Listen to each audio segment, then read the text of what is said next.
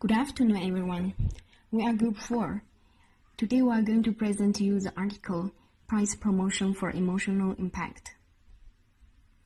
Now, let me introduce my team member. Asri, our co-organizer, and Mohinur, Naemah, Nadan, myself, and Sara, Jana. Let's move to the abstract of this article. The author has given the price promotion definition. It is the discounted price that encourages consumers to buy products that they might not have been considered.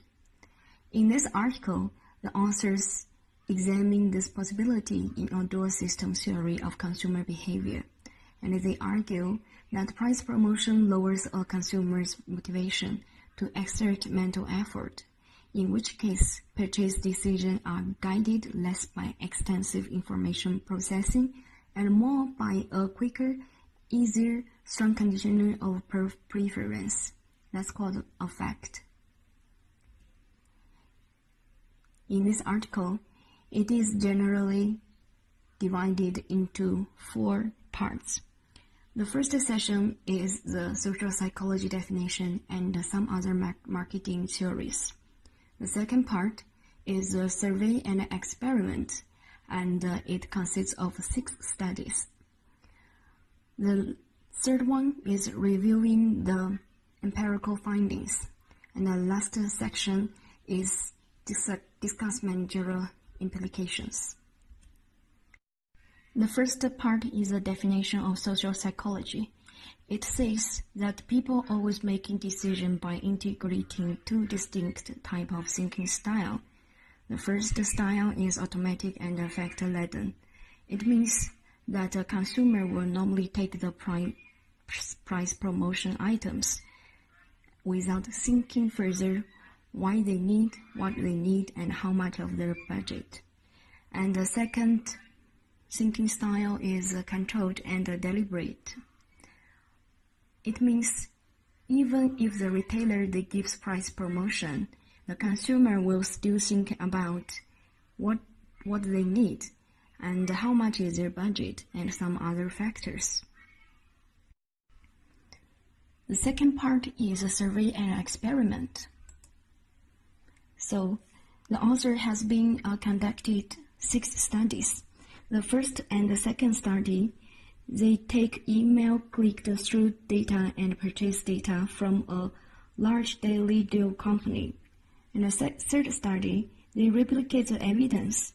And study 4 and 5, they take a moderation of process approach to test the possible mediating role of processing motivation in the relationship between price promotion and the product choice.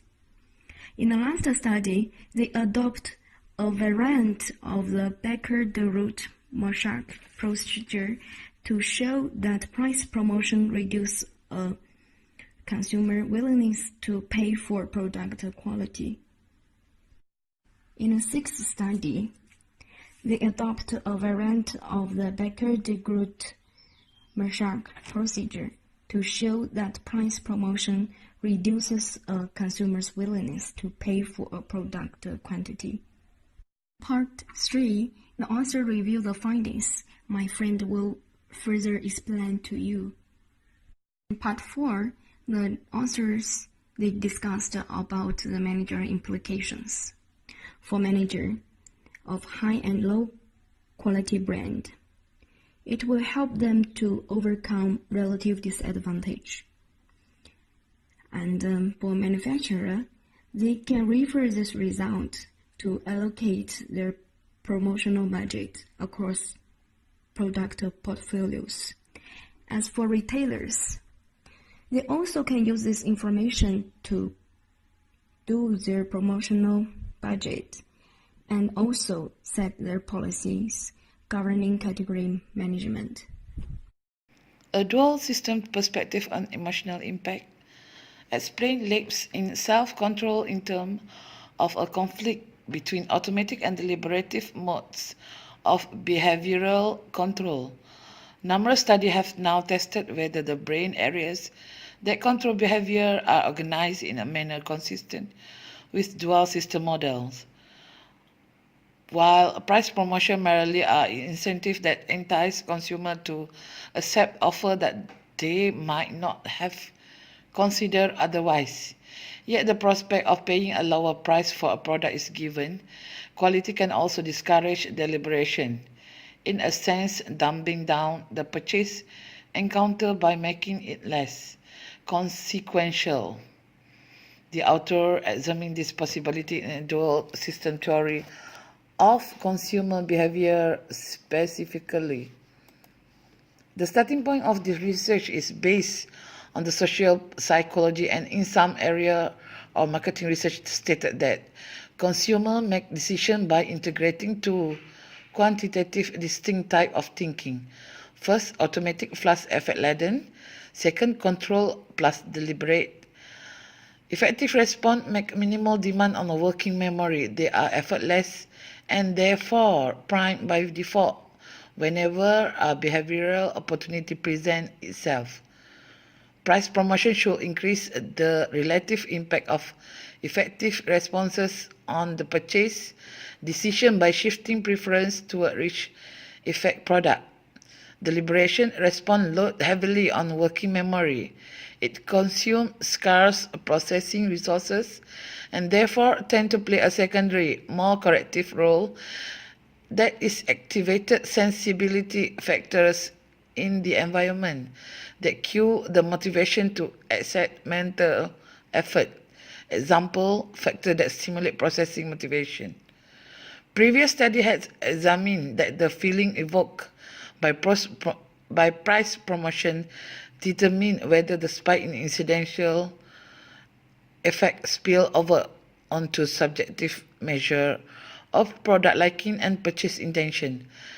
The interest lies in the idea that price promotion discourages deliberation and therefore increases the emphasis consumer place on their integral effective response to the product.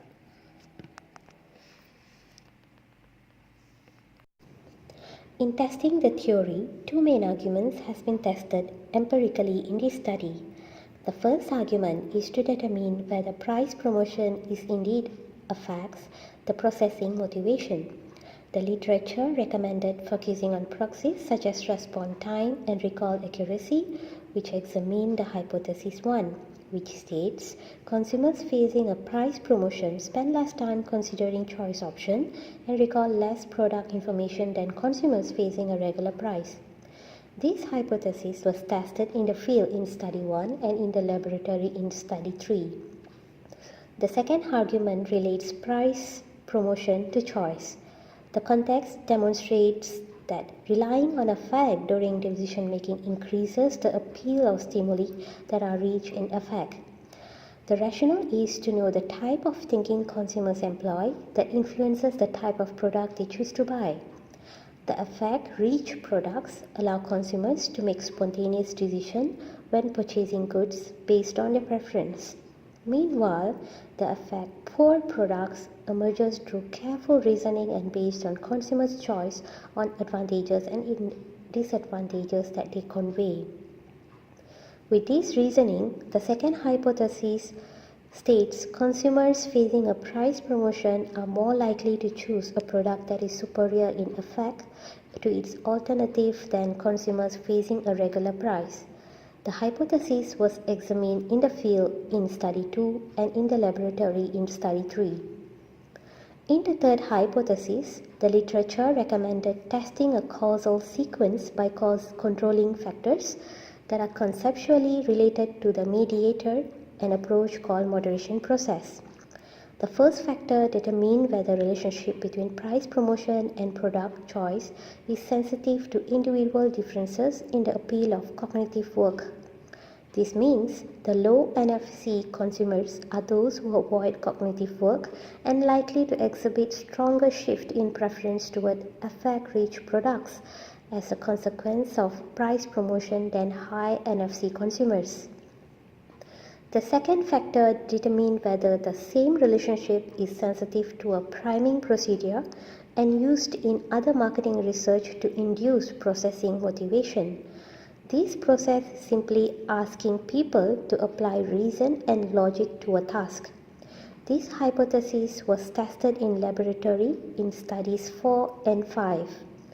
In the final hypothesis 4, the researcher tested the consumer's willingness to pay across different product quantities in the presence or absence of a price promotion, with the expectation that the valuation will be less sensitive to changes in magnitude, which is known as a scope neglect. The hypothesis states that as quantity increases, consumers facing a price promotion are willing to pay progressively less per unit of the product than consumers facing a regular price. This hypothesis was tested in laboratory in study 6.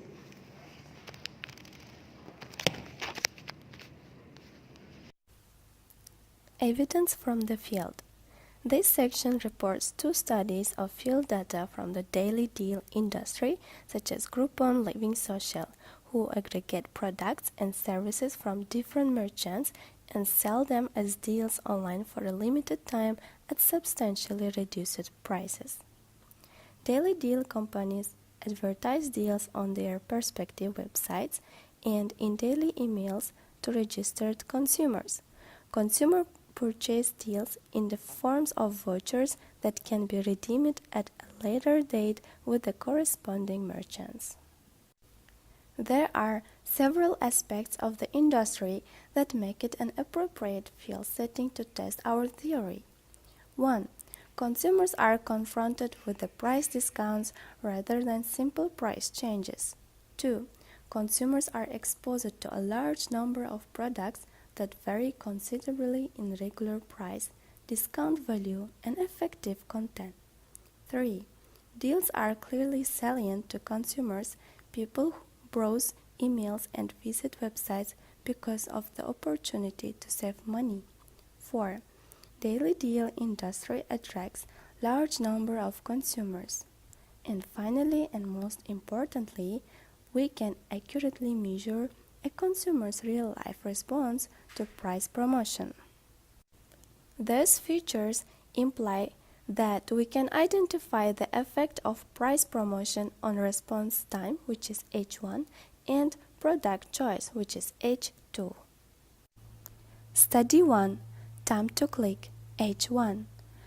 The email click-through data span a period of 15 days and combine 3 separate sources of information. First, we obtained characteristics of all the deals advertised by the company in its emails to registered consumers in the main city where it operates. The deal characteristics include regular price, what the consumer would normally pay, selling price, what the consumer is asked to pay, and discount value in monetary terms. We also observe 6 of the 7 main categories, such as activities, beauty and wellness, events, lesson classes, restaurant, bars, and services, and 24 of the 78 subcategories, such as spa, massage, hair removal, bowling, theater, that the company uses to classify its deals, as well as the position of deals within emails. That is, whether a particular deal was placed at the top of the email, at the bottom, or somewhere in between. Second, for the 20,505 consumers who clicked on any deal advertised in any email during the observation period, we obtained the timestamp of email opening, the timestamp of click, and the deal they clicked on. Therefore, 77.96% consumers clicked on a deal in one email. 22.04% consumers clicked on a deal in average of 2.50 emails. On average, it took consumers 101.69 seconds to click on a deal after opening an email. We find that 50% of the consumers clicked on a deal within 1 minute and 95% clicked within 222 seconds, which is 3.70 minutes of opening the email. The maximum time we observe between email opening and click-through is 59.83 minutes. Results of Study 1, Time to Click. H1. Consumers facing price promotions spend less time considering choice options than consumers facing regular price. Study 2, Purchase Likelihood.